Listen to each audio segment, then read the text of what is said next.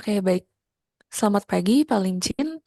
Kami dari kelompok 3, kelas A, dari mata kuliah visualisasi data. Kami di sini ingin mempresentasikan hasil pekerjaan kami untuk UTS mata kuliah visualisasi data. Namun sebelumnya kami ingin memperkenalkan diri terlebih dahulu.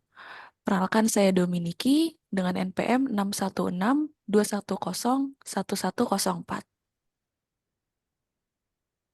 Dian Nagata dengan NPM 61621011085. Saya Riyandi Gladwin dengan NPM 61621011082. Saya Stefani dengan NPM 61620011010. Saya Vanessa dengan NPM 6162101006.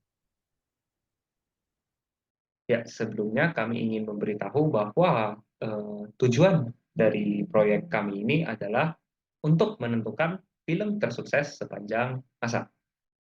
Ya, kalau secara kasar mungkin orang akan beranggapan gitu bahwa film tersukses itu ditinjau atau dilihat dari banyaknya orang yang beli tiket dan nonton di bioskop.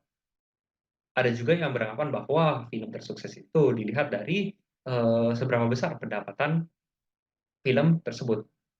Nah, kami justru menentang hal tersebut karena ada salah satu faktor yang cukup krusial gitu yang perlu dipertekankan di sini, yaitu adalah inflasi. Di mana inflasi ini kalau kita lihat ya di film di tahun 1970-an itu pasti harga tiket itu jauh lebih murah dibandingkan harga tiket sekarang. Yang satu orang aja untuk nonton sekali di bioskop itu sudah harganya 50.000. Nah, di sini kami membuat visualisasi. Yang pertama itu di atas itu ada persentase balik modal terhadap tahunnya. Jadi di sini sebagai contoh di tahun 1973 itu persentase balik modal dari film The Exorcist itu adalah 3.678%. Nah, di sini kalau kita lihat yang grafik belakang ini ada yang merah, ada yang kuning. Yang kuning ini menunjukkan bahwa hanya ada satu film di dalam satu tahun tersebut. Kalau yang merah ini contohnya yang di tahun 1990 ini adalah ini ada beberapa film yang dicatat pada tahun 1990. Ya. Makanya di sini kalau kita lihat ini contohnya seperti Star Wars. Ini dia memiliki persentase balik modal yang sangat tinggi yaitu 7.049. Kalau kita bandingkan dengan tahun seperti contohnya di 1993, ini ada beberapa film di 1993, tapi jumlah persentase balik modal dari film-film yang ada di tahun 1993 itu sebenarnya kalah dibandingkan si Star Wars sendiri. Nah, oleh karena itu ini menjadi salah satu alasan gitu bahwa kita harus melihat film-film di zaman dahulu itu yang bisa menyaingi film-film di zaman sekarang. Ya, untuk selanjutnya kami akan bahas mengenai inflation adjusted net profit film per dekadenya. Ya, jadi di sini kita lihat ada dekade dari 1970, 1980 sampai 2020. Nah, di sini itu kami akan menunjukkan gitu bahwa inflation adjusted net profit itu merupakan indikator yang adil untuk membandingkan film-film yang ada di tahun 1970-an, 1980-an hingga tahun 2020-an. Nah, mengapa inflation adjusted profit ini merupakan indikator adil? Nah, sebelumnya itu net profit itu kan merupakan pendapatan bersih yang dihitung dari pendapatan kotor dikurang dengan modal produksi film tersebut. Nah, inflation adjusted net profit ini yang seperti saya sudah singgung sebelumnya, inflation itu merupakan hal yang cukup krusial gitu. Karena harga tiket di zaman dahulu itu belum tentu sama dengan harga tiket di zaman sekarang. Jadi kita perlu mengalihkan net profit yang aslinya contohnya ini Star Wars. Net profit Star Wars itu seharusnya itu cukup kecil ya kalau kita lihat dari data tersebut. Tapi ketika kita kalikan dengan si inflation adjusted-nya atau persentase inflation-nya itu akan menghasilkan adjusted net profit yang cukup tinggi yaitu 3.890. Dan bahkan Star Wars ini di tahun 77 itu bisa menyaingi beberapa bahkan banyak film di tahun 2000-an. Nah, selanjutnya yang bisa kami bahas di sini adalah rata-rata dari setiap dekade ya. Kalau kita lihat di sini rata-rata yang di dekade 1970-an itu justru memiliki rata-rata yang cukup tinggi dibandingkan dengan film-film di dekade lainnya.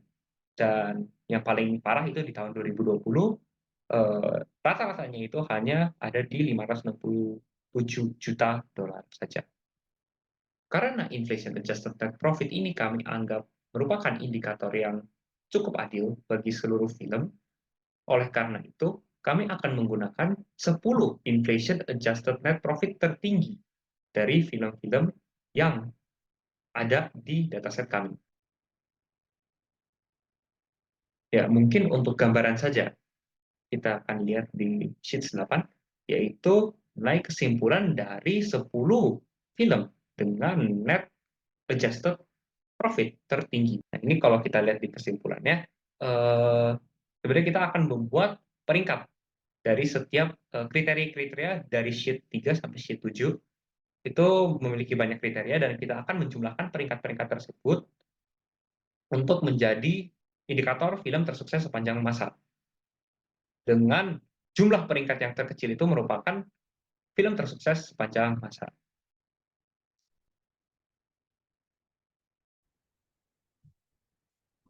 Selanjutnya ada perbandingan Adjusted Domestic International Balance berdasarkan 10 film dengan Adjusted Net Profit tertinggi. Jadi, Domestic International Balance atau disingkat sebagai DIB itu menunjukkan rasio pendapatan di wilayah domestik dan di wilayah internasional. Apabila nilai DIB ini mendekati 1, itu menandakan bahwa pendapatan di kedua wilayah itu semakin seimbang. Yang dapat diartikan juga film itu dapat diterima oleh masyarakat secara seimbang. Dan apabila film itu diterima oleh masyarakat secara seimbang, maka kita bisa kategorikan film ini termasuk film yang sukses. Maka dari itu, kita tuh inginnya nilai DIB-nya tuh mendekati 1. Dan artinya besar adjusted gross, adjusted international gross, dan adjusted domestic gross-nya tuh harus sama atau hampir sama. Yang itu ditandakan oleh garis kuning ini. Jadi kalau misalnya sama, mereka akan mencapai garis kuning. Jadi apabila film-film ini mendekati garis kuning, maka berdasarkan DIB, film ini tergolong sukses. Sedangkan jika film-film ini jauh dari garis kuning, maka kita kategorikan film ini sebagai tidak terlalu sukses. Kemudian selanjutnya ada perbandingan Profitability Index berdasarkan 10 film dengan Adjusted Net Profit tertinggi. Jadi, Profitability Index itu merupakan parameter untuk menunjukkan rasio antara pendapatan kotor secara global dengan modal pembuatan film itu bagaimana. Jadi, apabila nilai PI-nya itu lebih dari 1, itu menunjukkan bahwa film memperoleh keuntungan. Sedangkan kalau nilai PI-nya itu kurang dari 1, itu menunjukkan bahwa filmnya tidak memperoleh keuntungan, bahkan kerugian. Dan apabila nilai PI-nya itu sama dengan 1, maka netral. Jadi film ini tidak memperoleh keuntungan maupun kerugian. Di visualisasi di atas, ini mengambil rata-rata PI dari 10 film. Rata-ratanya ini yaitu 29,77. Jadi apabila di nilai PI-nya itu lebih dari 29,77, maka film akan dianggap sukses. Sedangkan jika dia di bawah 29,77, dia dikatakan tidak sukses menurut rata-ratanya. Jadi di sini ada 4 film yang sukses dan ada 6 film yang menurut rata-rata PI ini tidak sukses. Untuk interpretasinya, kita ambil contoh yang E.T. Jadi ini PI-nya adalah 75,52. Jadi artinya film E.T. ini memperoleh keuntungan 75,52 kali lipat dari modal pembuatan filmnya. Selanjutnya, kami melihat perbandingan adjusted gross profit atau pendapatan kotor dikalikan tingkat inflasi untuk 10 film dengan adjusted net profit tertinggi. Adjusted net profit adalah pendapatan bersih dikalikan dengan tingkat inflasi. Kenapa kami melihat dengan adjusted gross profit? Karena pertama-tama adjusted untuk membandingkan yang dulu sama yang sekarang. Biar bisa rata, biar bisa setara. Dan kenapa kami melakukan gross profit? Karena gross profit menunjukkan banyaknya orang yang nonton dikalikan dengan masing-masing harga tiketnya. Berarti makin besar, maka semakin besar kemungkinan pula makin banyak yang nonton sehingga bisa dikategorikan sebagai film yang tersukses. Pertama-tama kita lihat untuk adjusted domestic gross atau pendapatan kotor dikalikan dengan tingkat inflasi untuk negara US, Kanada, dan Puerto Rico. Karena domestik merujuk pada negara US, Kanada, dan Puerto Rico menurut IMDb. Kita dapat melihat untuk yang peringkat pertama yaitu film Star Wars pada tahun 1977 di angka 2 miliar 346 juta 56.802 dolar. Dan sekarang kita lihat untuk bagian adjusted international gross atau pendapatan kotor dikalikan tingkat inflasi untuk negara selain US, Kanada, dan Puerto Rico. Karena internasional merujuk pada negara selain US, Kanada, dan Puerto Rico di seluruh dunia menurut IMDb. Dapat kita lihat untuk tingkat pertama adalah film Avatar 2009 di angka 3 miliar 14 juta 148.619 dolar. Nah, sekarang kita lihat untuk seluruh dunia, yaitu adjusted worldwide gross atau pendapatan kotor dikalikan dengan inflasi di seluruh dunia. Yang kita dapat dilihat yang bagian tengah ini. Kita dapat lihat untuk yang menduduki peringkat pertama adalah film Avatar 2009 di angka 4 miliar 121 juta 310.000 dolar. Maka untuk bagian adjusted domestic gross yang menduduki film peringkat pertama adalah film Star Wars 1977. Untuk adjusted international gross yang menduduki peringkat pertama adalah film Avatar 2009. Dan untuk seluruh dunia atau adjusted worldwide gross yang menduduki peringkat pertama adalah film Avatar 2009. Selanjutnya, kami melihat perbandingan budget dan adjusted budget atau budget dikalikan dengan tingkat inflasi untuk 10 film dengan adjusted net profit tertinggi. Kenapa kami melihat budgetnya? Karena pendapatan bersih itu adalah pendapatan kotor dikurangi dengan budgetnya. Atau dengan kata lain, dengan mengecilkan budgetnya, maka pendapatan bersihnya bisa makin membesar. Atau juga biasanya semakin di bisnis kita ingin memberi lebih sedikit dan menerima lebih banyak. Maka kita lihat pada bagian budgetnya. Adjusted budget karena kami ingin membandingkan yang dulu sama sekarang biar setara. Dan di sini dapat kita lihat untuk pengeluaran budget terkecil adalah film E.T. pada tahun 1982 di angka 33,1 miliar dolar. Yang garis ini adalah budget yang belum dikalikan dengan inflasi. Yang kita gunakan adalah yang adjusted budgetnya karena kita ingin melihat yang zaman dahulu dan sekarang biar setara. Nah, pada budget yang tertinggi kita dapat lihat adalah film Avengers Endgame pada tahun 2019 yaitu di angka 421,1 miliar dolar dan budget pada tahun tersebut yang dikeluarkan adalah 356 miliar dolar. Sehingga kita dapatkan untuk adjusted budget yang tertinggi Untuk 10 film dengan adjusted net profit tertinggi adalah film Avengers Endgame, dan untuk yang terendah adalah E.T. pada tahun 1982. Oke, pada sheet sebelumnya sudah diberikan visualisasi mengenai perbandingan antara adjusted budget dan budget. Sekarang akan dilihat selisih pada adjusted budget setiap tahunnya. Hal ini dilakukan karena kami mengasumsikan bahwa biaya produksi atau modal awal untuk pembuatan film lebih murah di tahun 1900-an daripada di tahun 2000-an. Yang artinya, semakin bertambahnya waktu, maka modal pembuatan film pun juga akan semakin mahal. Namun, karena ternyata ada beberapa film yang memiliki budget lebih mahal di tahun yang sebelumnya dibandingkan dengan tahun berikutnya, maka di sini kami ingin melihat selisihnya.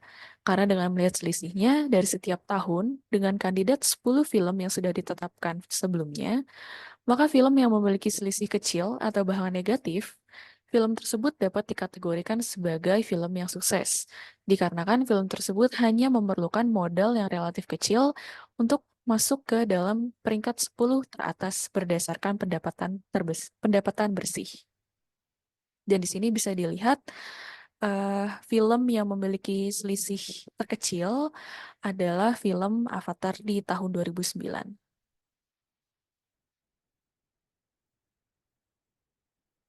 Nah, lalu di sini ada visualisasi yang mengenai seluruh kategori yang sudah dibahas sebelumnya dan diberikan juga peringkat film setiap kategorinya. Di sini ada persenan dari balik modal. Peringkat pertamanya dari film adalah film E.T. Terus di sini ada adjusted net profit dengan peringkat pertamanya Star Wars. Lalu ada deviansi DIB dengan peringkat pertamanya dipegang sama film The Exorcist. Lalu ada profitability index dengan peringkat pertamanya adalah E.T. Lalu ada adjusted domestic gross dengan peringkat pertamanya adalah Star Wars. Lalu ada adjusted international gross dengan peringkat pertamanya adalah film Avatar. Lalu ada adjusted budget dengan peringkat pertamanya adalah film E.T. Dan yang terakhir adalah selisih adjusted budget dengan peringkat pertamanya Avatar. Lalu untuk menentukan film mana yang kami sebut sebagai film sukses sepanjang masa, setiap peringkatnya kami jumlahkan, dan hasilnya film Star Wars pada tahun 1977 memiliki jumlah peringkat terkecil. Dan bisa dikatakan bahwa film Star Wars adalah film tersukses sepanjang masa. Kemudian saya akan menjelaskan perbandingan kelipatan balik modal film horor. Sebelumnya saya akan menjelaskan secara singkat mengenai profit margin. Jadi profit margin adalah salah satu metrik keuangan yang penting digunakan oleh perusahaan untuk mengukur efisiensi dan profitabilitas mereka. Nah, pada bagian ini, metrik ini tuh akan digunakan untuk mengukur seberapa efisien perusahaan dalam menghasilkan keuntungan dari penjualan film. Kemudian akan dibandingkan profit margin antara film horor dan film non-horor. Nah, warna merah yang ini menginterpretasikan film horor dan warna kuning yang ini menginterpretasikan film non-horor atau genre lainnya seperti genre drama, komedi, action, dan lain-lain. Nah, profit margin yang tinggi itu menunjukkan bahwa film itu memiliki potensi untuk menghasilkan keuntungan yang besar yang relatif terhadap biaya produksinya. Sedangkan jika profit marginnya rendah, ini bisa mengindikasikan bahwa biaya produksi dan distribusi film-film tersebut mungkin terlalu tinggi dibandingkan dengan pendapatan yang dihasilkan. Nah, untuk nilai per profit margin pada setiap film, kita bisa lihat dari sini. Contohnya ini ada profit margin 99,992%, ada yang 99,940%, dan masih banyak lagi. Oke, setelah kita tambahkan data film horor, efeknya adalah ternyata kelipatan balik modal atau X-time budget recover itu hasilnya tuh sangat besar untuk 3 film horor berikut, yaitu film Paranormal Activity dengan kelipatan balik modal sebesar 12.933 kali, Blair Witch Project dengan kelipatan balik modal 1.653 kali, dan The Gallows dengan kelipatan balik modal 382 kali. Angka ini itu termasuk relatif besar dibandingkan dengan film-film lainnya, seperti layaknya yang ditampilkan dalam visualisasi berikut. Semakin besar lingkarannya, maka semakin besar dia menunjukkan besarnya kelipatan balik modal tersebut. Nah, kelipatan balik modal yang besar itu menandakan bahwa produksi film tersebut itu sangat menguntungkan. Nah, dalam konteks film horor ini, ketiga film horor ini, hal itu menunjukkan bahwa genre tersebut itu memiliki daya tarik yang kuat bagi para penonton sehingga mampu menghasilkan pendapatan yang besar. Terakhir, saya akan menjelaskan mengenai perbandingan film Star Wars dengan 3 film horor yang memiliki kelipatan balik modal tertinggi. Seperti yang saya sudah jelaskan pada sheet sebelumnya, meskipun 3 film horor tersebut memiliki kelipatan balik modal sangat tinggi, tapi jika dibandingkan dengan film Star Wars, ini masih kita bisa bilang film Star Wars adalah film yang sangat unggul. Karena meskipun film horor ini tuh memiliki kelipatan balik modal yang sangat baik, tapi pemasukan total mereka itu masih kalah dibandingkan dengan film Star Wars. Begitu juga ketika kita melihat dari sisi anggaran produksi, terlihat bahwa film Star Wars ini memiliki anggaran jauh yang lebih besar dibandingkan dengan film horor. Hal ini mungkin disebabkan oleh penggunaan teknologi CGI atau Computer Generated Imagery yang mahal dalam produksi film Star Wars. Nah, dari visualisasi ini kita juga bisa lihat persentasenya, mulai dari domestic gross profit, international gross profit, jika dibandingkan dengan 3 film horor ini masih sangat terbanding jauh dengan keunggulan film Star Wars yang sangat tinggi, maka kita tuh bisa menyimpulkan bahwa film Star Wars ini tuh secara keseluruhan unggul dalam pendapatan dibandingkan dengan gabungan 3 film yang memiliki kelipatan balik modal tertinggi ini. Nah, keberhasilan finansial yang sangat luar biasa dari film Star Wars ini menunjukkan bahwa daya tarik film Star Wars ini sangat baik dalam menarik perhatian para penonton. Sekian presentasi dari kami. Terima kasih.